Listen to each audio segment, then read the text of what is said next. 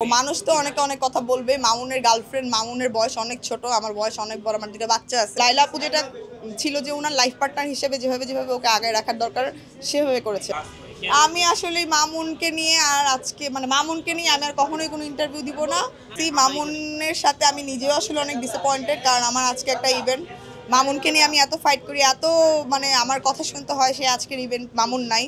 So আমার special অকেশনে যদি আমার নিজেদের মানুষজন না থাকে, যেই মানুষজনের জন্য কথা শুনতে হয় আমার, তো সেই মানুষটা আসলে আমার নিজের না, আমি হয়তো বা ভুল মনে করছি।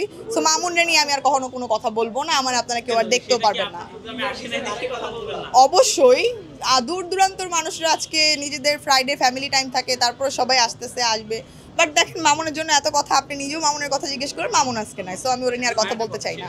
মানুষ তো অনেকে অনেক কথা বলবে। মামুনের গার্লফ্রেন্ড, মামুনের বয়স অনেক ছোট, আমার বয়স অনেক বড়, আমার দুটো বাচ্চা আছে, গার্লফ্রেন্ড বয়ফ্রেন্ড এখন একসাথে। আমি কিন্তু মিডিয়াতে আছি, এখন আমি কারোর সাথে টিকটক করলেই কি আমি তার গার্লফ্রেন্ড বয়ফ্রেন্ড হয়ে যাচ্ছি? ব্যাপারটা একদমই এরকম না। অ্যান্ড ঘুরতে যাওয়ার ব্যাপারটা যেটা হয়েছে, আমরা একবার সুন্দরবন গিয়েছিলাম, একবার একটা বোট ট্রিপে গিয়েছিলাম, যেটা সম্পূর্ণটাই একটা কি বলে প্রমোশনাল পারপাসে। তারাই আমাদের ইনভাইট করেছিল তাদের ব্যাপারটাকে প্রমোট করার জন্য, যেহেতু আমাকে মামুনের সাথে একবার দেখেছিল একটা টিকটকে, তো বলছিল যে মামুন অ্যান্ড আপনারা সবাই মিলে আমার এই ব্যাপারটাকে প্রমোট করে দেন। একদম প্রমোশনাল পারপাসে যাওয়া হয়েছে, এমনিতে কখনোই আমরা কোনো জায়গায় ঘুরতে টুরতে যাইনি। টুকটাক স্পেশাল অকেশনে কাজ করা হয়, একদম রেগুলার যেহেতু বিজনেস একটু ব্যস্ত, রেগুলার সময় দিতে পারি না। স্পেশাল অকেশন, স্পেশাল মানুষের জন্য যখন বলে তখন করি। এই যে কারোর সাথে, যেমন আপনি বললেন মাত্র মামুনের সাথে আপনি টিকটক করলেন, অভিনয় করে কি তার সাথে কাদা ছড়াছড়ি করছেন কিছু লোকজন? এইটা আসলে চিরকাল যাবৎ হয়ে এসেছে, যখন যার সাথে দেখবে আপনাকে, তখন আপনি এখন মামুন নামে এখন নতুন কোনো ভাইরাল একজনের সাথে টিকটক করে বলবে যে আমি তার সাথে প্রেম করতেছি। সো কী বলে লোকে, সেটা যদি শুনে আমি নিজের ব্রেনকে হ্যামার করি, তাহলে তো আমি আমার দায়বদ্ধ তার উপরে উঠাই দিলাম। আমি তো জানি আমি রাইট আর রং, সো মানুষ কি বলে বলুক, সেটা নিয়ে আমি বদার না। বন্ডিং অনেক ভালো, মানুষ হিসেবে অনেক ভালো, এখন অনেক বাচ্চা একটা মানুষ। সো ওর ফ্যামিলির আসলেই কর্তা ও, ছোট্ট একটা মানুষ, তারপর ওর ফ্যামিলির অনেক কিছু ওই দেখে, বেশ সব কিছুই ওই দেখে, কিন্তু ওকে গাইড আপ করার মতো ওর ফ্যামিলিতে আসলে ওরকম কেউ নাই। সো নিজে বাচ্চা মানুষ যেটা বুঝে, যেমন বুঝে অমনই করে। এখন লাইলার গাইড আপের ব্যাপারটা পুরোটাই ডিফারেন্ট। যেমন লাইলার কাছ থেকে ও যখন নাই, এখন লাইলাপুর নামটা আসলে আমি কখনো নেইনি, বাট আজকে আপনি যেহেতু বললেন এর জন্য বলা হইলো। সো লাইলা আর ওর ব্যাপারটা ডিফারেন্ট ছিল। এমন না যে লাইলা আপু যেটা ছিল যে ওনার লাইফ পার্টনার হিসেবে যেভাবে ওকে আগায় রাখার দরকার সেভাবে করেছে। এখন লাইলা আপুর সাথে ও যেহেতু নাই, এখন কিন্তু লাইলা আপুকে একটা মামলা দিয়ে দিছে। সো আমরা যেই মানুষরা শুভাকাঙ্ক্ষী আছি বা মনে করি যে ওর ফেস ভ্যালু আছে, ও চাইলে অনেক কিছু করতে পারবে, এখন আমার সাথেও নাই, আজকে ইভেন্টে নাই, আমি কিন্তু ওর নামে যে একটা মামলা করে দিব না যে ও কেন আসলো না।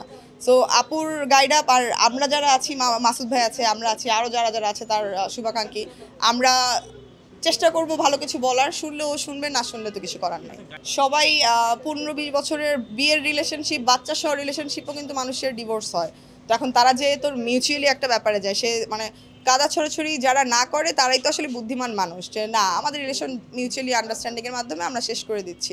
এখন ডিভোর্স হয়ে গেছে, আমি তার নামে মামলা করবো, আমি তার নামে মামলা করবো, এটা তো আসলে কোনো শেষ নাই। সব কিছুই আসলে ঠান্ডাভাবে মিউচুয়ালভাবে শেষ করা উচিত। আপনি কি বলেন, এই রিলেশনটা কি আসলে কি ছিল নাকি অযোগ্য ছিল? শুরুর থেকেই তো ব্যাপারটা রংই ছিল। এখন তার মধ্যে ভালোবাসাতে আসলে এইজ তো ম্যাটার করে না, যদি জিনিসটাকে আমরা সুন্দরভাবে ইউটিলাইজ করতে পারি। আর যদি ইউটিলাইজ না হয়, সেক্ষেত্রে লিভ করে ফেলা উচিত। মামুন মানুষ হিসেবে, ওর বয়স হিসেবে ও অনেক, এটাই আগে বললাম যে ও একটা হিউম্যান বিং হিসেবে অনেকই ভালো একটা মানুষ, বাট ওর স্টার্টটা বা ওর লাস্ট এই কাজকর্মগুলো করে আসছে, ওগুলো ভালো ছিল না।